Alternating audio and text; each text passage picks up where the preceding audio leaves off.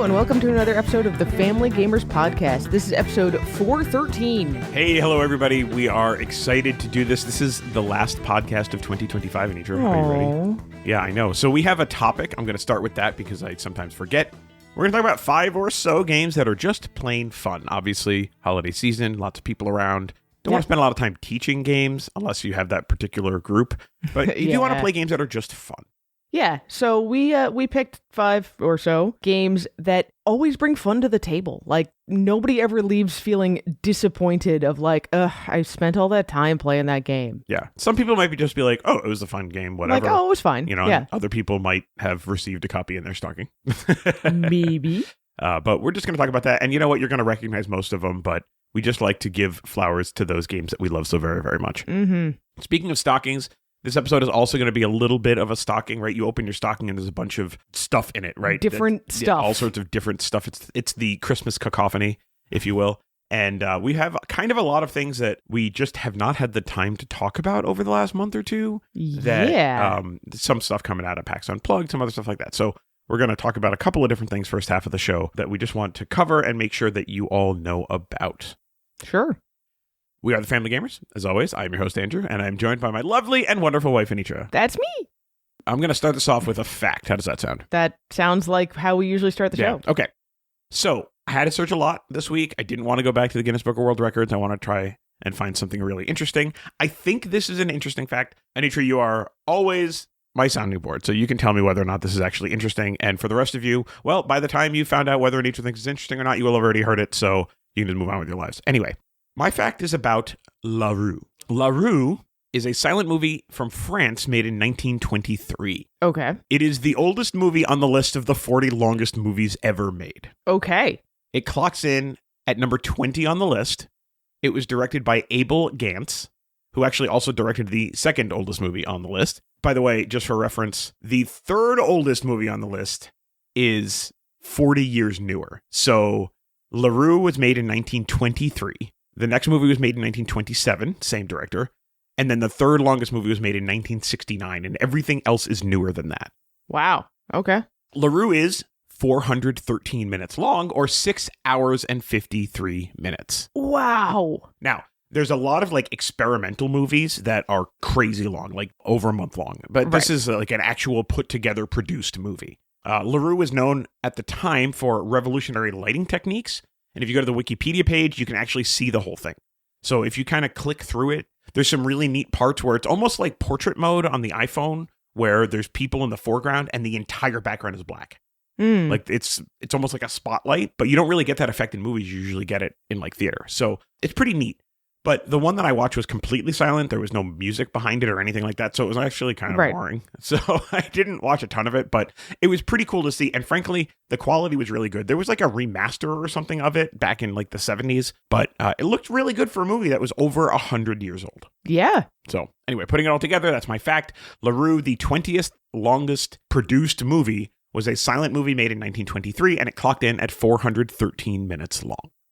At least in one version of the like the official 1923 release version. Sure. Yeah, there were like recuts that were like 2.5 hours and stuff like that. But yeah. Okay. There you go. That's my fact.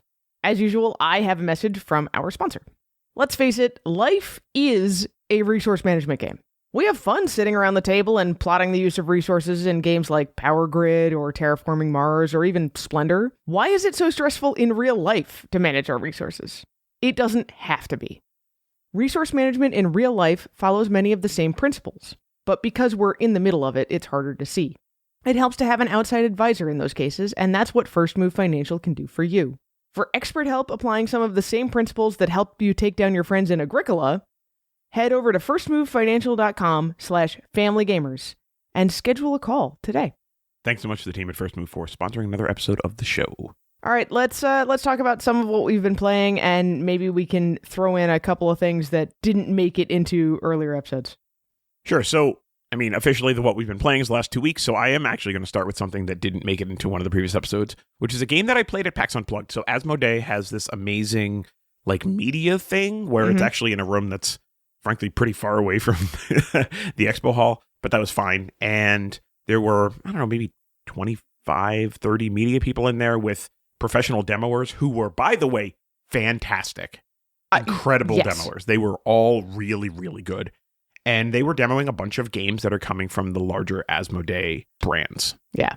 So the first one I want to talk about is a game that I really, really enjoyed called First Giants. So First Giant is a game that's scheduled to come out right now in May. I love the aesthetic of this game. The premise is that you are an archaeologist and you are collecting fossils from dig sites. They are small, medium, and large fossils. They are of different kinds of animals / dinosaurs. So you might have carnivores or herbivores or omnivores or whatever. There's a little bit of this kind of set building thing because you're trying to collect 3 large pieces, of a dinosaur or 2 medium pieces or 1 small piece or whatever to make these sets. And then those sets go into what are called displays. And then the displays, you flip them over, you get a display, you get some rewards for that. So this is a victory point game. It kind of has, it calls it on the sheet a unique engine unbuilding mechanic, which is kind of interesting. I don't know if I would call it unbuilding, but you definitely do get some abilities as you go along. You have to balance between immediate card effects, long-term scoring effects, like end game scoring effects versus do I just get some victory points right now, stuff like that. But I love the aesthetic of this game. It's $30. It looks way more mature. Like, how in the footsteps of Marie Curie, it looks like it's a heavy game, but you play it and you're like, oh, anybody could play this game. I think this game is probably going to be 10 plus 30 minutes. It's a short game. We actually played through almost an entire game in our little game section. In your little 20-minute demo. It's a 2 to 5 game. So I really liked First Giants. It's officially coming from Space Cowboys. I really want to recommend this one. This is something that, now that we have a relationship with Asmodee, I will be asking for a review because it's great. I think it's going to look great on the table. I think we're going to have a lot of fun playing it. All 3 of our kids can play this game. Sure. Whether it's you want to play with a younger player or you might have an older player like our 17-year-old who is fine playing board games but doesn't want something super thoughtful, really heavy mechanically something we can complex. Get into right away. Yeah, exactly. I think this game is going to appeal to her in that way, even though the prehistoric thing might not be totally her jam. The theme is a little bit pasted on. You could totally make this work with something else, but I love the theme in this and I love the aesthetic, and it was really, really fun to play, and it was demoed by somebody who was fantastic. So that is First Giant coming from Space Cowboys in May. Okay. Well, while we're on that track, I will also talk about a game that we were shown at Asmodee. This one will be coming from Repos Productions. It's called Carnuta. Ugh, this game was so good, by the way. So good. So it has this theme of a gathering of druids, and you're all trying to kind of one-up each other in the potions you can make. I'm the more betterer druider. Yeah, I don't know. But one of the big mechanics here, it's a turn in rune stones that you have or flip them over or whatever to pay the cost of ingredients to add to your sets. It's really, you're collecting sets of stuff. The rune stones are the main thing. You can take rune stones of one type from the center, or you can flip all the rune stones you have of one type, stuff like that. And pretty much all of the ingredient cards are going to require all sun runes or all moon runes, although they may require you to do different things with them. Right. So when you say flip, so they're these little, I don't even think they were cardboard. They were acrylic stones. Acrylic stones that are sun on one side and moon on the other. Yes. It's one of those games where you're only ever doing one thing on your turn. So although there's a lot of options, each option is very simple. You are either taking a card from the center, or you are playing a card out and saying, oh, this gets added to my sets now. Or you are taking runestones, or you are flipping runestones. That's it. So it was a lot of fun. It's another one that it felt like the game was really starting to get going, and then it was done. Not as long as it feels like from the style, I guess would be the best way to put it. Sure. It's another half hour or less game that was just gorgeous and fun. And this whole thing with the runestones and deciding when to flip or how long to hang on to stuff made for some really interesting decisions. One of the things I really liked about this game has that kind of, I guess, Splendor-like mechanic would be the best way for me to put it, where the different things that you make, even though you're casting these spells or making these potions with dark and light energy, I guess, have different element attributes. And so it's almost engine builder Splendory in the way that you might have 3 potions with skulls on them or something, and then you'll have some other thing that at the end of the game it's going to score 2 points for every potion that has skulls in it. Like, it's got that kind of scoring mechanic collection sort of to it, right? Yeah, that part didn't make me think so much Splendor, but yeah, there is every ingredient card that you play down, it will always count as one of itself for whatever scoring you're doing, but then it might also just give you points, or it might set up a scoring condition for combinations of other ingredients that you have. Every combination of these other ingredients will give you points. Stuff like that. So you definitely have to weigh, well, this is easy to get, but it's not going to get me a lot of points. This is harder to get, but sets up a great scoring condition for the stuff I already have. Right. So yeah, that's where a lot of the really interesting decisions came in for me. Right. Yeah, no, I think there's another game where I really like the aesthetic. I think basically if you make a game that is primarily cool colors and it's old, and bonus points if it refers to old Celtic lore, I will probably like it. Sure. One more game that I do want us to talk about, there's actually two more games, but one more game that we actually played, is this game Denup. This game was ridiculous and fun. Yeah, especially since we've been playing a lot of Odin and a lot of Jungo. There's a little bit of a kind of a similarity feeling here with Denup. Do you want to talk about this? No, you go ahead. Okay. So Denup was made, I think it was made by the same guy who did Scout. And it has a lot of similarities to Scout. So you pick up your cards, and when you pick them up, you can put them either orientation in your hand. But what you do is you are kind of like, it's not trick taking, it's ladder climbing. Ladder climbing is the term. I always forget that. I don't know why. So you're playing around, and if you beat what somebody has, so either a higher, number of the same number of cards or multiples, whatever, the other player has to take those cards back from the table, but flipped the other way. I mean, the thing that's kind of funny about this game is that, this is a game, I think I got the award for yelling the loudest at a table during this event by yelling at you for continually burning me during this game. But this is a very small travel size game, super fun, it's under $15. Another game that's coming out in May. It's a slightly simpler Scout, a little bit more complex than Jungo. Yeah, it fits in that middle ground, and the Denup is because it's up and then up flipped. Yeah, they play with the font, so it's one of those things font. where if you rotate it 180 degrees, it's the same logo. Yeah. Mm-hmm. So if you like games like Scout, things like that, with a little bit of that, Take That, there's Take That in this game. So if your family is very, very sensitive, just be kind of aware of that. But I think for us, adults around the table is fine. Yeah. We had a lot of fun with that. So that's another one that we are excited to see when it comes out. The last one that I want to talk about is a game that we have that they actually gave us a copy of. Not for review, although we'll probably play it and talk about it. And that is Splendor Kids. So this is a game that is actually already out. If you like Splendor and you have young ones, definitely take a look at Splendor Kids. It's very different. I think the core mechanics are similar, but the gameplay itself is different. There is a board that you are actually moving up on the board. So there's a big marketing push behind this game. It is for ages 6+. This is for kids, right? But a lot of people know the Splendor brand. So this is another one that I just wanted to make sure that we talked about. Yeah, it's making the choices in Splendor a lot more concrete and a lot more limited in a way that kids can see what's coming up next. Mm-hmm. I think the board is a really cool idea on this. We'll at least try it and talk about it. They provided us a copy and said, look, no obligation, whatever. So by definition, that means that it's low on the review queue if it makes it on the review queue. I'm just being transparent here, right? But we will talk about it on the show at least a little bit. So yeah. So that is that. So that is kind of the Asmodee PAX Unplugged stuff. I just wanted to make sure that we gave Asmodee some flowers on this one because they did a really great job. It was a really great event.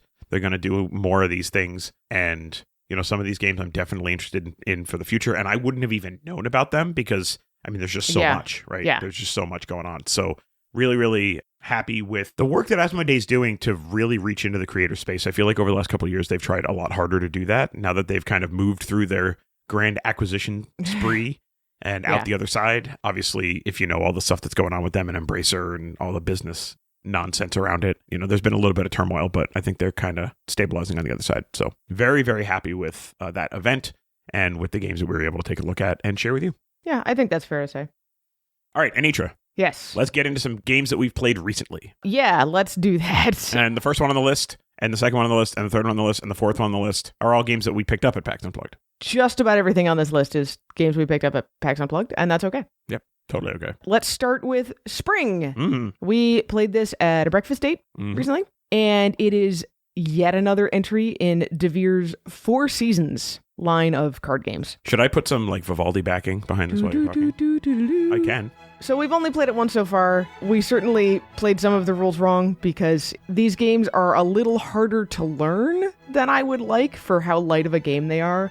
But I think that comes from having the rulebook translated into, 5, 6 different languages, and sometimes the wording is just awkward. Sure. But I think we enjoyed it. It is a 2-phase card placement game. In the first phase, you and your opponent are taking turns drawing a single card and placing it into a common garden and trying to make discrete areas of your color. So the more areas of your color you can make, the better off you're going to be. In the second half of the game, you take turns taking cards back out of that main garden and make your own private garden, and now you're trying to make the largest possible area of your color in your private garden.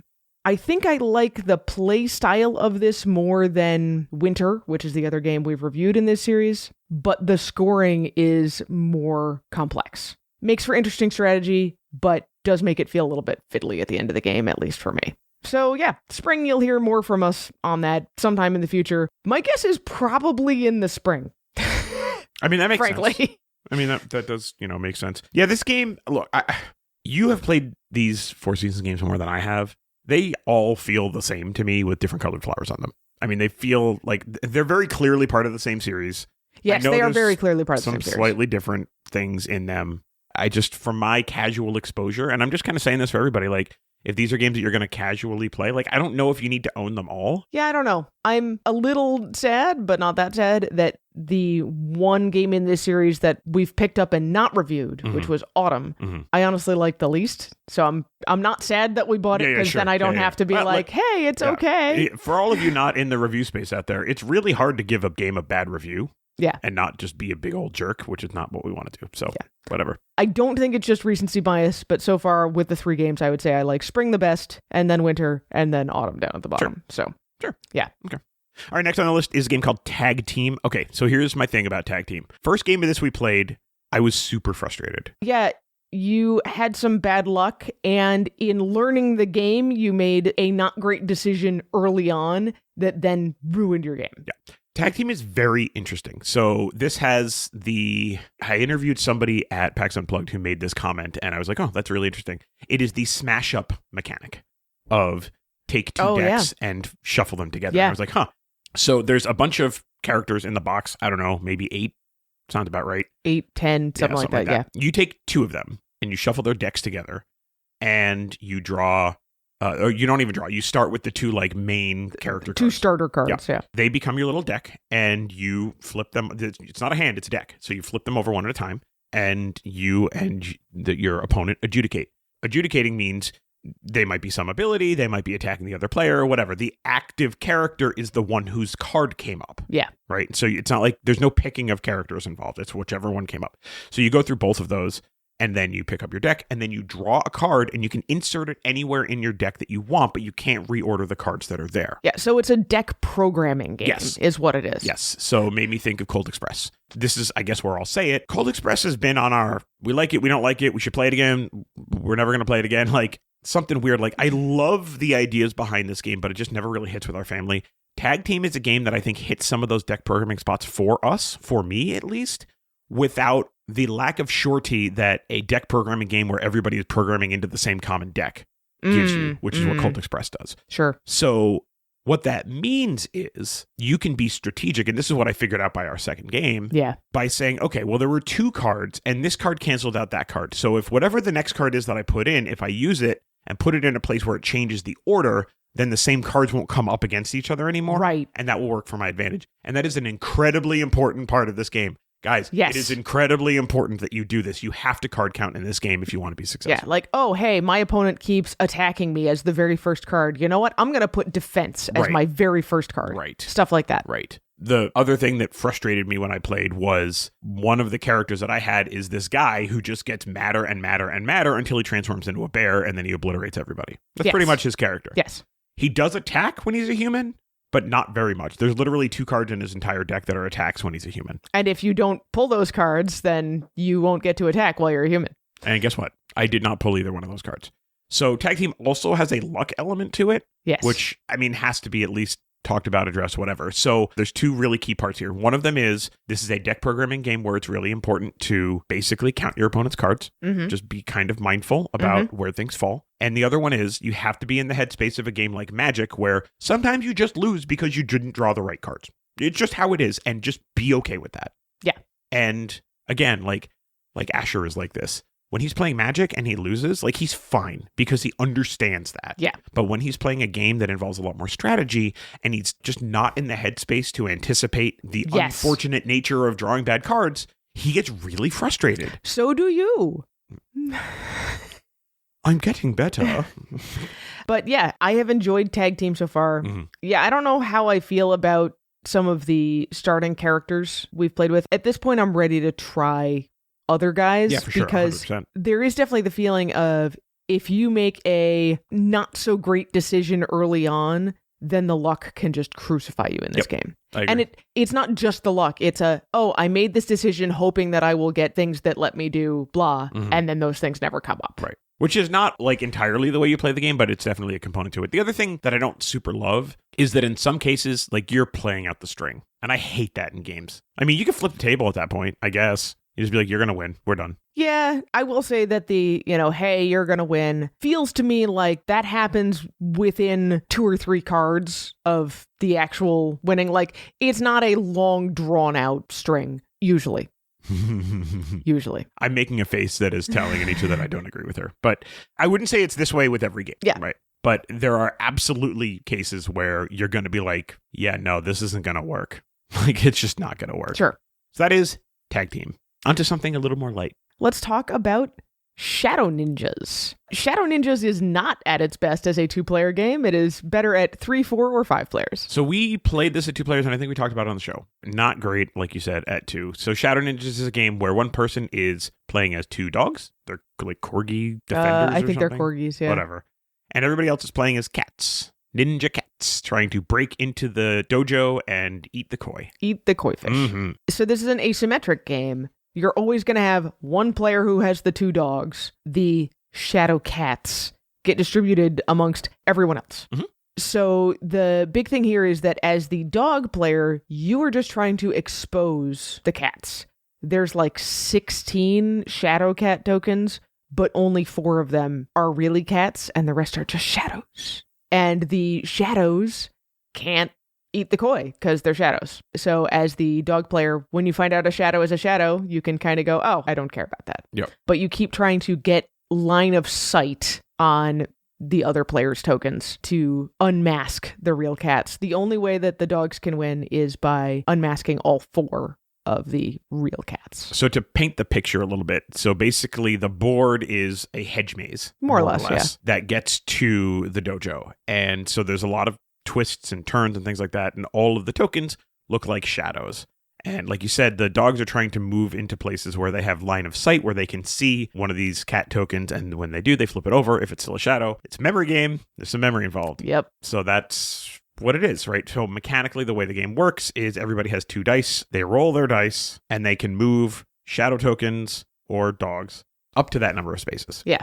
First of all, as the cat shadow person, you don't get to look at the cat tokens all the time whenever you want to. You have to take a turn to do that. So you also have to remember which cats are your cats. And you also don't know which cats are other people's cats. So it's, what do they call that? A co-opetition game where like all of the cat people want to eat the koi, but also you want to be the one whose cat eats the koi. Yeah, you want to prevent your neighbor cat. Yeah. From eating the koi because you want to be the one who does it, but also all of you cats are kind of working together to hoodwink the dogs. Right. So there's no limit on which tokens you move as a cat person. So you could move somebody else's cat token. So like if you know somehow what other cat people's stuff is, you could actually negatively impact their advance if you want to. You could move them in front of dogs. Yes. If you wanted to. Yes. So this game can get kind of nasty. We've played it at 3 players so far, so it hasn't been that bad. I will say that the more players they are, the harder this game is for dogs, for the dog player. Yeah, that was the frustrating thing at 2 players is that at 2 players, the cat player is controlling all 4 cats, and they only need to get one of those cats up to the fish. Yep. but also every time you take a turn, then the dogs take a turn. Whereas no matter how many people you have at the table, turns just go clockwise. So if you've got 3 or 4 players, the dogs are going to move less and less compared to the cats. Yeah, I don't love that mechanic about this game. I almost wish there were like 4 dog tokens, and at 2 players and 3 players you have 2, and at 4 players and 5 players you have 4, or something like. You know what I mean? Yeah. Like, it feels very unbalanced to me, but we need to play it and find out. I think maybe some of that comes down to when you have more players, the cats need to be a little bit nastier to each other. I hope so. Yeah. I mean, not that I'm rooting for people to be nasty to each other, but you know what I mean. Yeah. So. But either way, it's a pretty light game. It's really fun and cute, and it doesn't take a lot of explaining to kind of talk about how the game works. Yeah, it's really neat to see an asymmetric game that is certainly playable by like a 6-year-old. Yeah, for sure. Yeah. So that is Shadow Ninjas. That one is from Outset Media. All right. Back to 2 players. Back to the 2-player games. We have been playing more Leaders. I was checking. Leaders is already up in my, I think, top 5 most played games of the year. Yeah, which is very impressive. This is a game from Studio H. We've talked about this a little bit. Leaders is a 2-player, I guess you wouldn't call it an asymmetric fighting game, but you are drafting all these various soldier characters or whatever that all have different abilities as you play the game. So you don't start off and draft and then play. Right. You literally start the game with just your king or your leader. And then every turn you draft 1 or more characters until you have a total of 5, including your leader. All of the mechanics are different for all of them. They're pretty well explained, although there are some serious issues in the rulebook. So if you get it soon, just look for some errata. Otherwise, I've already talked to the folks at Hachette about this, and the next printing will have all of the stuff fixed. So they do know about it, but just be ready for some errata if you need it. Yeah, I would say the issues we ran into are the kind where while you're playing with the other person, be like, okay, do we think it means this or do we think it means this? Let's just be consistent and move forward. Yeah, I would say the most of the issues are either blindingly obvious or not that important. Yeah.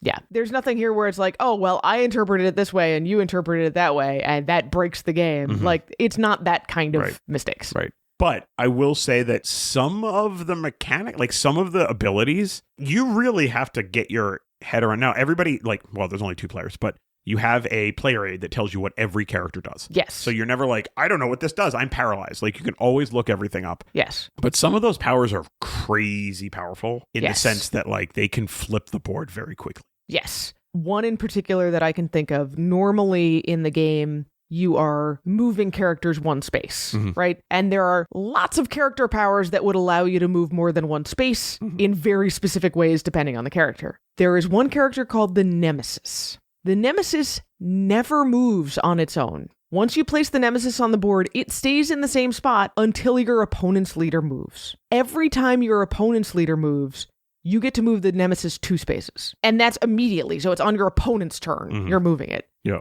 This is incredibly powerful. And what I have found, because our son really likes to grab that when he can, is what that means for me is then I find 1 spot for my leader. I leave the leader there unless I absolutely have to move it for the sake of not being captured. And that sort of removes that character and its power from the game, because otherwise it only takes 2 or maybe 3 turns, and then that guy is right up on your leader and you can't ever get away from him after that. Right. So the way you win this game is basically by pinning the leader. There's no taking of pieces like in chess. Yeah. You just have to have 2 of your characters adjacent to the opponent's leader to win. Yeah, there's 2 different ways to basically capture the leader effectively, but both of them more or less involve just getting pieces up next to it. Yep.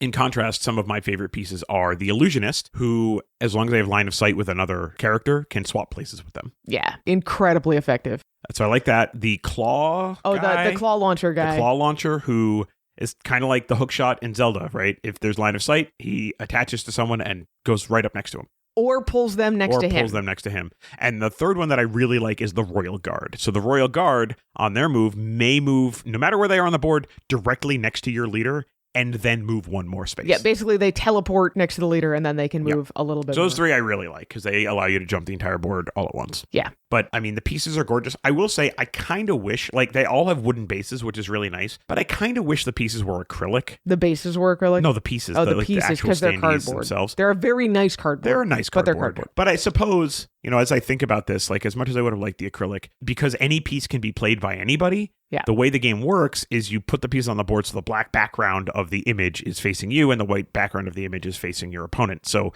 when you're sitting there looking at the board, anything with a black background is yours. Plus you have the representative cards in front of you. Yeah. But no, this game is beautiful. This game is fun. This game changes every single time you play Yes. it. A lot of fun with this game from Studio H and Hachette.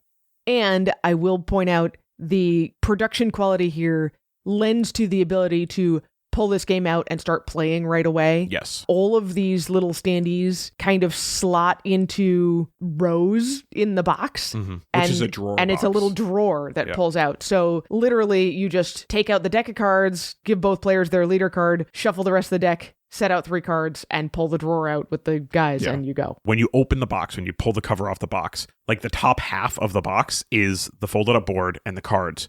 And then the whole bottom half of the box, like depth-wise, is the drawer. Those two things don't like ever intermingle, which is why it's so quick to get this game out and play. Yeah. Yep. And the drawer does come all the way out, so you can like pull it out and place it on top of the box. Yeah. You know, if you're in a tight space. So, So the production value on Leaders is excellent. we've really been liking this. We're going to review it soon because we've played it a lot. Yeah. And of all of the 2-person duel type games that we picked up at PAX Unplugged, and there were a lot, this one was really easy to get into. Yep, for sure. There's another one called Enthrone from Spork and Dagger. Yeah. Which we've played a couple of times. The pieces in this game are crazy awesome looking. Yeah, Enthrone is the coolest one in terms of production value, but it also has the most like deduction and making you think super, super hard. Lots of restrictions on what you can do, when you can do it, and why you would want to do it. Basically, 2 people that are kind of sick and like brain addled did not play that game that much over the last 3 weeks. No, definitely not. But I would say that once we've reviewed Leaders and the priority is lessened on that one, I think Enthroned is going to come out and get a lot of play as well. Yeah, I like all of the 2-player games that we've been trying. Yep.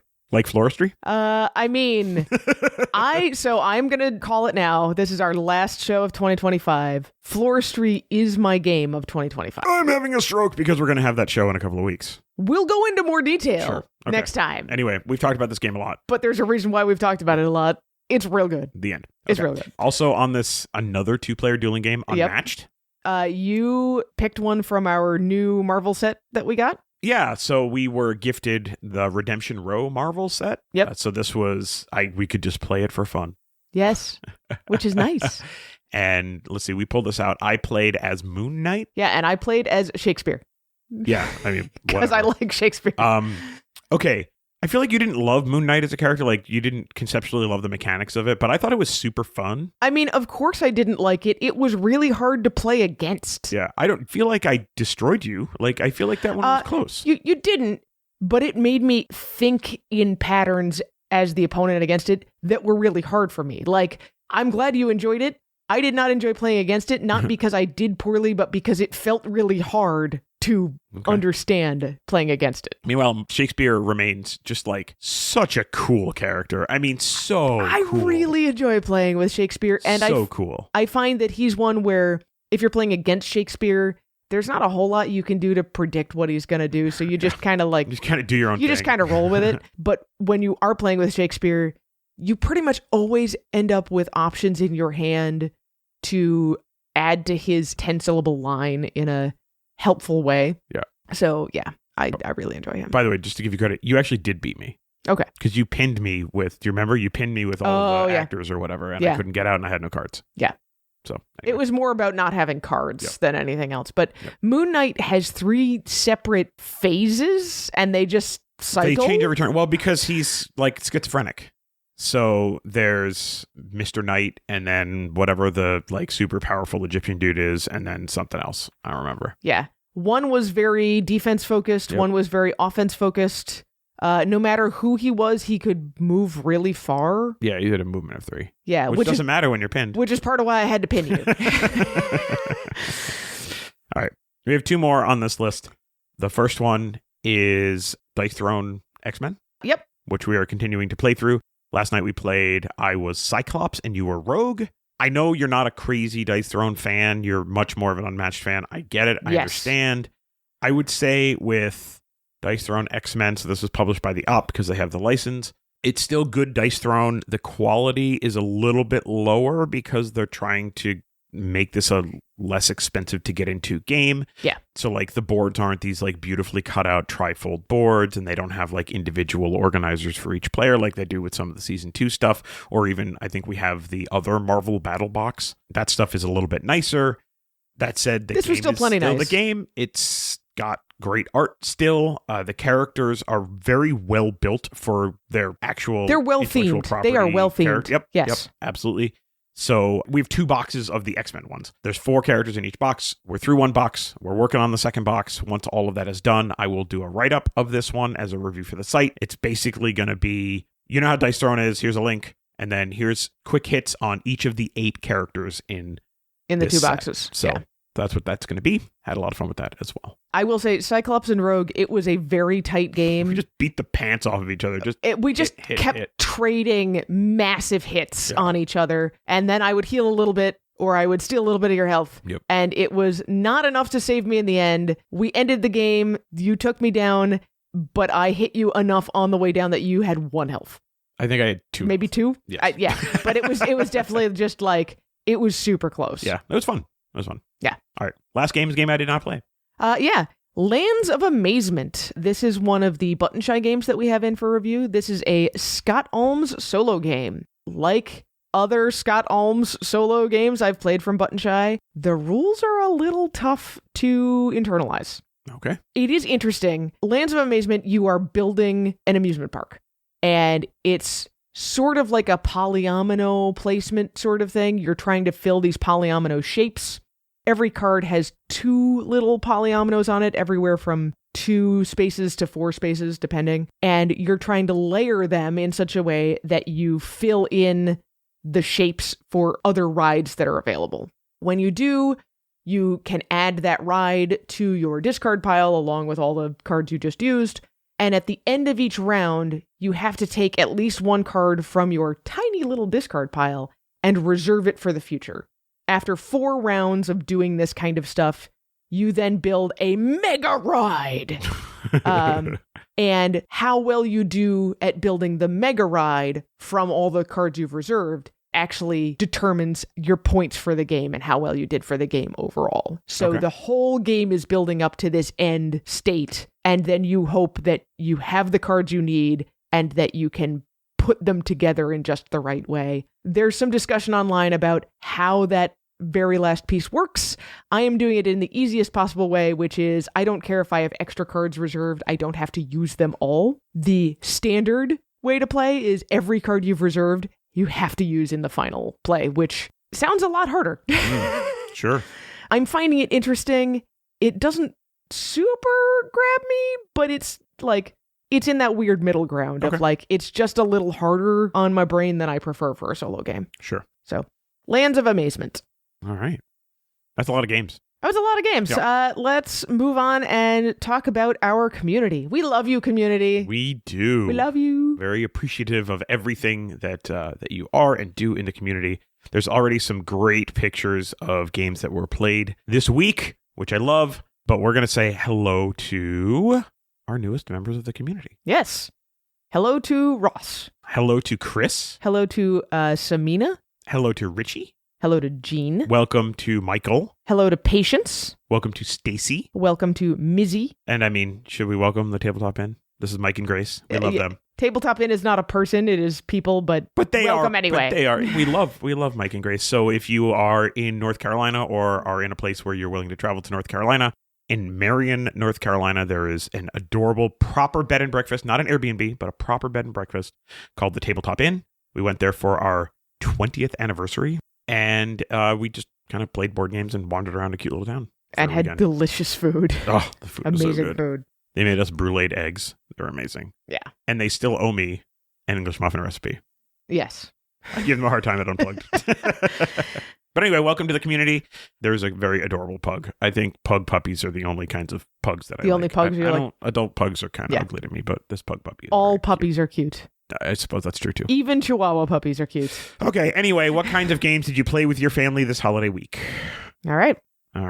And we have our back talk question. Mm-hmm. So 2 weeks ago, we talked all about video games. So we figured we would continue that with the back talk. What is your favorite kind of video game?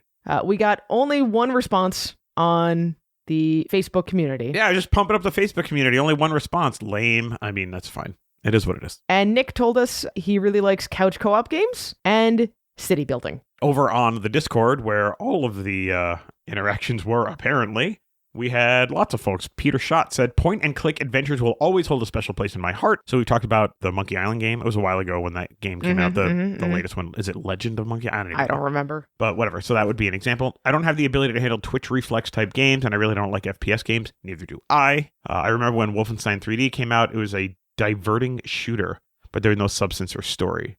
I know they got a little better, but the really fast Twitch and PC games from We Have a Story to Tell into Shoot All the Things still annoys me. I mean, I get it. So he likes old school style adventure games and JRPG type games. So to that point, I will say that I just finished a fast Twitch game in Hollow Knight Silksong, and I have just started playing Clair Obscur Expedition 33, which is very much a JRPG type game with some interesting timing mechanics. I'm not going to talk about it a whole lot. It's super weird. It's very French.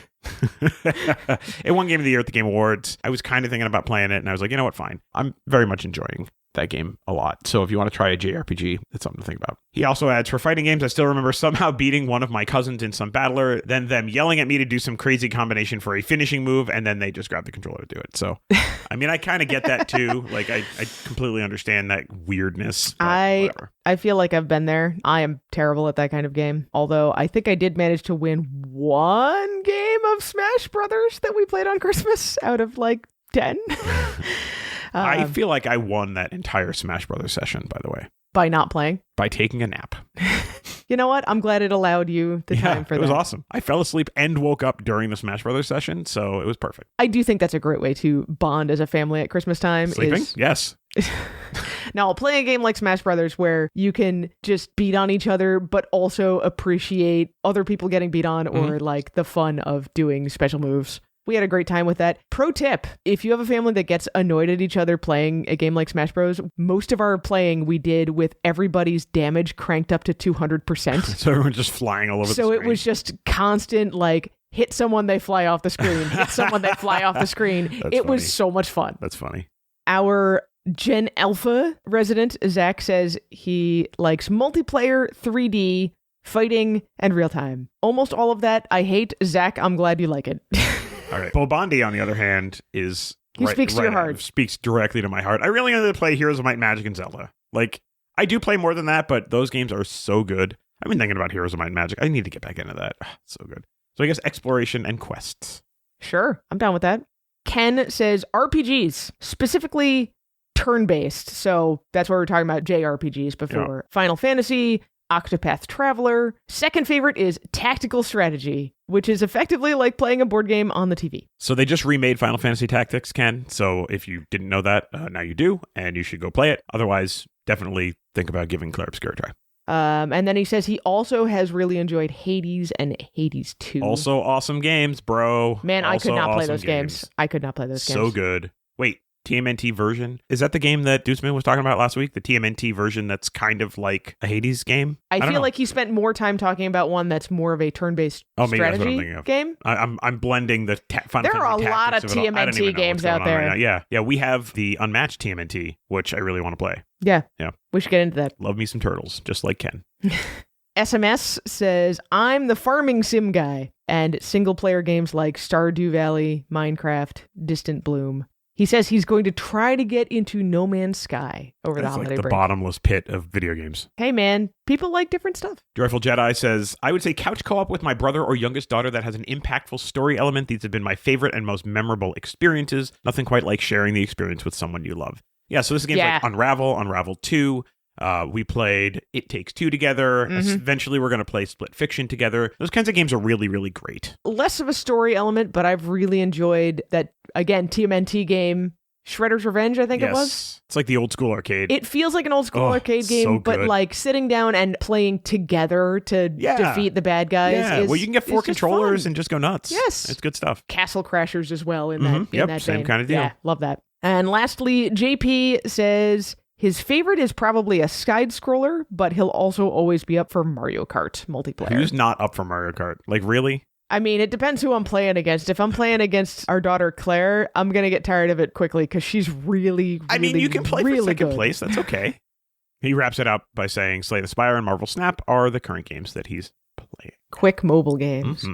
I find that these days I play a lot more board games online or on my phone than I play real video games. Sure. I mean, I guess this gets into like how you use video games versus how you use board games. Like, remember, for me, video games are more of a solo thing. Board games are more of a communal thing. But anyway. All right, let's take a very quick break, and we're going to come back and talk about some games that are just plain fun. We'll be right back.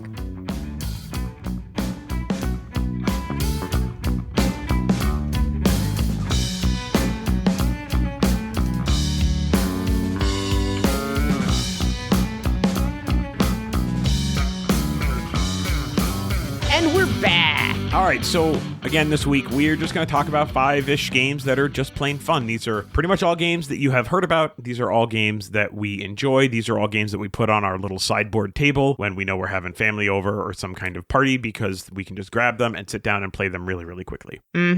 So let's just kind of get into it. These are not in any kind of order. They're just, well, they're the order they came out of our brains. Yeah. Well, and we tried for some different kinds of games, but all that are just fun. Yeah. Surprising nobody. The first game on the list is Trio. You never thought a memory and deduction game could be so much fun. Yeah, look, I mean, I think all of these games probably are coming with us on the big work trip that we talk about. Pretty We've definitely much, gotten less complex over time when we bring games on this trip, and these are all games that can just hit the table super fast and get played. Quick to teach when people haven't played them before, and really quick to get into with people who have. So Trio, we've talked about it a billion times, but you need at least 3 people. Yes. You do need 3. But that memory and deduction and set collection blended together in just the right way. I think the set collection is part of what makes it feel like an achievement. You get a set and you're a little bit closer, but you're not there yet. And so that keeps everybody engaged in a fun way. There's also something about the kind of the collective deduction of it all, where a lot of times you can see what's coming and it's just whoever figures it out a tiny Pieces bit it together faster than somebody else. Their turn comes before or whatever. Yeah. And you're like, oh, no, okay. Or, when there's a flip on the table and it's like, whoa, So even a game like this with 36 cards, it still has those yell moments. Right. It's still like you could be in a big room with 30 tables or whatever, a la, this trip that we go on. We'll be sitting at a table doing stuff and you'll hear another table start screaming. Right. That could be a game of Trio. Yep. And those are the ways in which these games are just plain fun. And that's why Trio is on the list. Yeah. Speaking of a game that has a lot of that, like, oh, Kabanga. Yep. So this is now Snailed It from, I think, Hasbro is the company that picked that up. Personally, I like the Kabanga theme a little bit better than a bunch of snails. That's fine. I don't really think it matters that much. The theme's not all that important. Yeah. But Kabanga is a great game. We've talked about it a billion times, where you are trying to shed cards from your hand without allowing other players to play cards in between the range in the gap of the card that you put down and the other card in that color. That range. When you get Kabanga'd, everybody screams and yells because it's fun. It is so much fun to just throw down cards. To make other people take cards. Yes. Even if it didn't let you get rid of cards from your hand, it would still be fun, but then it ups it a little bit that, like, this is bad for you and good for me at the same time. Also, I love the idea of a game like this where there's really nothing to it, but it's still a game that makes it fun to ham up. You know what I mean? It's like there's no character that you're playing to ham up, but just like the no or whatever of it all is just fun. Our third one on the list, a little bit more reserved. Yeah. Also, I want to say, by the way, before you say the name of this game, the fact that this is the most complicated game on this list should tell you a lot about how simple we're going with these games that are just plain fun. Because this is not a complicated game. This is basically bingo, you guys. Yeah. The game is Super Mega Lucky Box. This one definitely, I think, requires probably the most explanation to get started. Sure. For Except any for of the these fact games. that everybody breaks the trio rule, unless you're like, do not break the trio rule. And they still do, but you still kind of, But Super Mega Lucky Box is basically bingo.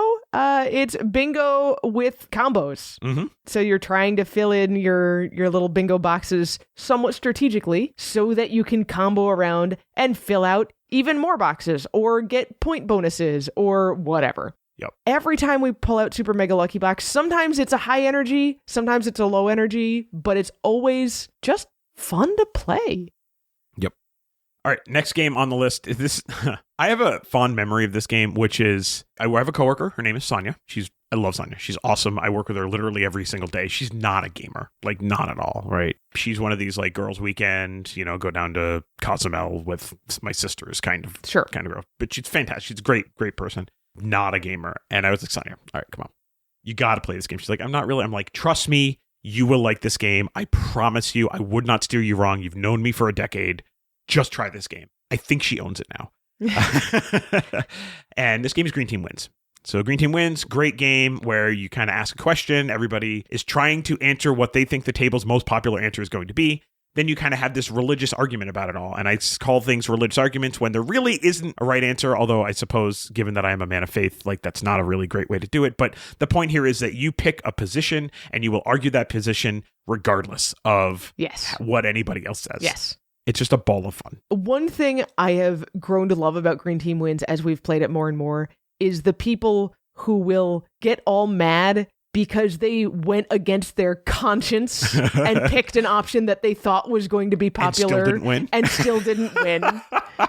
It's like, oh, you all stink. Nah. I can't believe you. Yeah, that's so funny. I love this game so much. Like it's also funny when you play with people that you've played before and like their answer. Yes. And then they write something down and it's not the same and you're like, you have betrayed me. Like Yes. Green Team Wins is one of those weird party games for me in that it works super, super well with a group well, but it works just as well as an icebreaker with people you've just met and you know nothing about. Yes. There are so few games that work equally well for both of those situations. One of my favorite things, so this happens very frequently at this work thing, is when a husband and a wife are playing this game with a bunch of other people. Oh, yeah. And then they flip over their answers and the husband is like, what? What do you mean? Oh, it's so funny. You get that you've betrayed me moment. Yes. This game is so good, you guys. It's such a good party game. I can't even say it enough. It is the best party game. In the Family Gamer's judgment, it is the best party game. Okay, the next game on the list is the most intense game on the list. Yes, the rest of these can go higher energy or lower energy, depending on the group, although Green Team Wins will tend to build in energy over time. This last one, you gotta keep the energy up or you will not have it's a timed game. Yes. It's also the loudest game on the list. Yes. Consistently loud. Consistently loud. Right, the average It's volume. a yelly game. That's a great way to put it. It's a yelly game. And this is Space Team. Yeah. So we do not play Space Team all that often because you need to be ready for lots of yelling and high energy and the stress of having a timer. But when you're ready for those three things, it's great. It's hilarious. So in Space Team, mixed into this deck of cards are 6 cards that make the mosaic of a spaceship. And the premise of the game is the spaceship is broken. A lot of the cards are things that you have to fix. And the way that you fix them is by getting the right combination of tools, which might be described by name or by tool genre or by the picture of the tool. Yeah. So everybody has their own little tiny deck of cards that they're flip the next one up. And then it's like, okay, now I have to react to this. Flip the next one up. Okay, now I have to react to this. The rules are, first of all, the cards are slippery by design. The rules are that you can't reach across the table. So if I'm across the table from Anitra and there's 4 people in between, Anitra has to hand the card to the next person who's got to hand it to the next person. Right. You have to hand it there are around these the table. tool cards that are separate from the task decks that everybody's working through. Right. But everybody else is also trying to solve their own problems. So you're elbowing people, trying to get their attention just to take a card and hand it to the next person. It's just absolute chaos. Mix this in with event cards. There will be a couple of event cards shuffled into the main deck before it gets split out as task decks to everyone. And all of those event cards then break the rules further. So it's suddenly you can't say anything until somebody else figures out what's going on, or everybody has to put their hand in the middle of the table. It's always things that break down the patterns that you're just starting to build of how this is going to work amongst the group and oh wait, now we have to do this other thing. And then there's the one sucker who gets you don't get to use your thumbs anymore. Oh yeah. Yeah. You are now a robot. This game is no ridiculous. Thumbs. This game is ridiculous, but it is a ton of fun. This is one that always gets played back to back, usually 3 or 4 times in a row, until we decided that we've had enough of the yelling and the stress, and we're like, okay, we finally won one or something, and then okay, now we're done, and we'll go do something else. But it brings the energy level up from wherever your baseline was. All right, so that's our 5 games. Trio, Kabanga, now snailed it, Super Mega Lucky Box, Green Team Wins, and Space Team. But wait, there's more. We did keep it to one additional game. One. And so this is another game actually made by the same guy who did Green Team Wins. Yeah. Another party game, a little bit lower energy than Green Team Wins. Yep, this is a game we've talked about a few times. But easier to invite people in mid-game. Yes, I agree. I've come in mid-game and won. You did. And this game is Red Letter, Yellow Letter. Like I said in the review, this one always tends to start kind of slow, which you would not expect for a game of like be the first to shout out a word, but it's sort of that you got to get in that right headspace for it. As the rounds progress, people get more and more invested, and we've found that even when you're not the winner in this game, there's that element of really appreciating other people's clever responses. I heard cool things in this game. Yes. Yep. So just a quick red letter, yellow letter. There are 3 decks of cards. There are yellow letters, there are red letters, and there are things. Things. You flip the top card of each one face up, and it describes a thing that has to start with the yellow letter and cannot contain the red letter. The first person to come up with a word gets their choice of those 3 cards. Yep. The red letter, the yellow letter, or the thing. As kind of a trophy. In taking a card, that'll reveal a new red letter or a new yellow letter or a new thing. And the goal of the game is to accumulate 3 of each of the kinds of trophies. When you have those 9 cards, you have now won the game. It balances out really well in that you can't just keep going for the same thing over and over again. You can't just keep going for the same first letter over and over again. So it keeps changing things up, but slowly. A little bit, I mean, it's still going to be a thing that starts with Q or whatever. Right. But like, I recently played some Scattergories, and Scattergories has a similar feel to this, except you're locked into one letter. You got to come up with a whole bunch of things, and then you got to compare with everybody. And then if you're playing another round of Scattergories, it's, okay, start from scratch, new letter, completely new list of things. And red letter, yellow letter is you're only ever changing one thing. Sure. Or letter or whatever. So it also doesn't feel quite as penalizing if you were just a little bit slower than the person who got it, right? Because you're like, oh, I came up with something, but I didn't get a chance to say it. There's a good chance you'll get to say it again, or you're already the right headspace for the next thing. Right. And unlike a game like Scattergories, the game's not chunked into phases, right? Here's the deep thinking phase. Here's the share your answers phase. Yeah. Here's the next, you know what I mean? So it flows better. It is a fast moving game, but it's not a frantically fast-moving game. Sure, yeah. I like that. I'll take that. Yeah, so our bonus is red letter, yellow letter. If you want something that has that, like, quick twitch sort of feel, but it's fun because it doesn't stay quick twitch for long periods of time. Does that make sense? Yes. Yeah. Yes.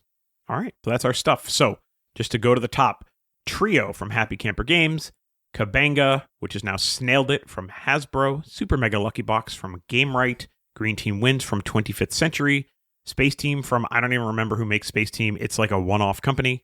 Anitra will look it up. It'll be in the show notes. Yes. And Red Letter, Yellow Letter, made by the same guy, Nathan Thornton, who made Green Team Wins, also published by 25th Century Games. Yes. That brings us to our new Backtalk question. Holiday week. Yes. We had a lot of games that we played. So here's the question. What was the board game of the week? This could be a gift you received for Hanukkah or Christmas or whatever you celebrate. Or it could have been something you got off the shelf of opportunity because you had some downtime this week. When I ask what your board game of the week is, what is that game and why? And this gives us an opportunity to talk a little bit about some Christmas gifts. Sure. Yeah, let's do that. Our son got 2 board games. Yes, he did. One was very large. And one was very small. One was very small. But they both take a long time to play. They both take a long time to play, and they both can be played solo. And he has played both of them multiple times already. Yes. Okay. So we gave him Hercules and the 12 Labors. Yes, this is from Envy Born Games. I interviewed Matthew Ryan. We talked about this game in the interview. It looks amazing. Our son, who loves Greek mythology, has really appreciated working through the game and be like, oh, like it really does pull in elements of all of these 12 labors, and the game scales up. It's that it's getting a little bit harder with each successive labor, but you're also getting more powers to deal with it. Mm-hmm. He has really enjoyed it. Yes. That's the small game. The big game we actually picked up on sale at PAX East back in like March, April. I don't even remember when PAX East was.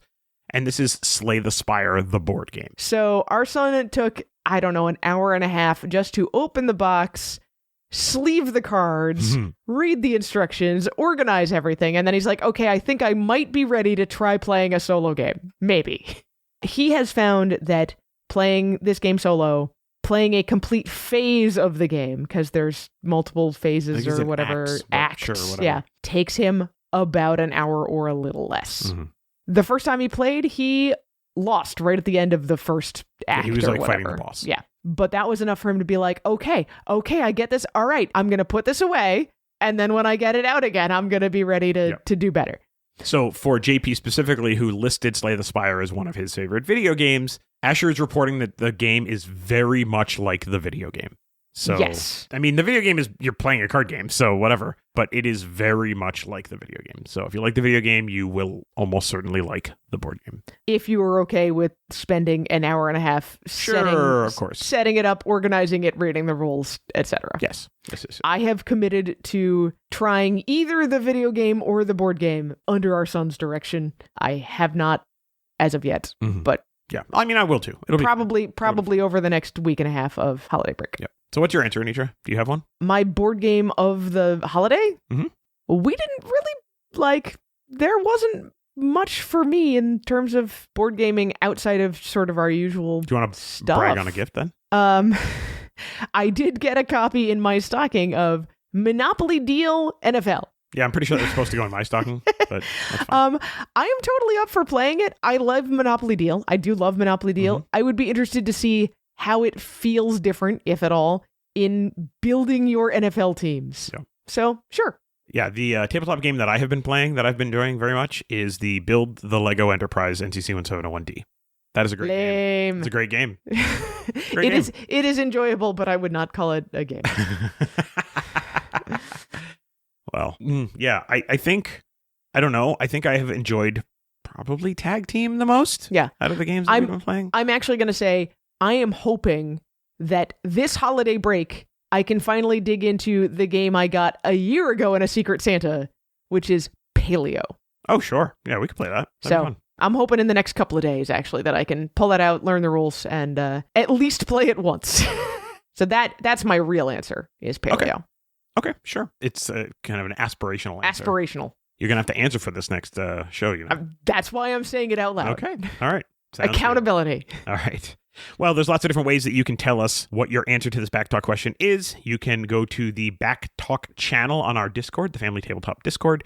You can get there by going to thefamilygamers.com/Discord, and then just join the server. We're very friendly. We don't bite. Yes, very friendly. Or you can head over to Facebook, search for the Family Gamers community on Facebook, or go to thefamilygamers.com/community to get right in there. You can say hello to all of our new friends and answer the Backtalk thread that we will post. Yes. You can find us in general on social media all over the place at Family Gamers AA. We're on Facebook, we're on X, we're on Instagram, very occasionally on TikTok and Blue Sky. We do post stuff out on Threads, mostly cross-posted with Instagram. And we do still exist on YouTube. People do still watch our videos there sometimes. You can also email us, Andrew at thefamilygamers.com. Anitra at thefamilygamers.com. Please don't forget to subscribe to the show, tell your friends about the show, and leave us a review at Apple Podcast or whatever your podcast subscription source is. You can also find us on Amazon Music, TuneIn, Spotify, and YouTube Music. I listen on Overcast. And Overcast. The Family Gamers is sponsored by First Move Financial. Go to firstmovefinancial.com/familygamers and learn how the team at First Move Financial can help you pile up the victory points in real life. So for the last time in 2025, thank you so much to First Move Financial for sponsoring another episode of the Family Gamers podcast. It is very much appreciated and, frankly, part of how we can still manage to do this thing. So, Anitra, I'm not going to let you off the hook on Paleo. Good. So we'll tell everybody about that in a couple of weeks. But until then, everyone, play games with your kids.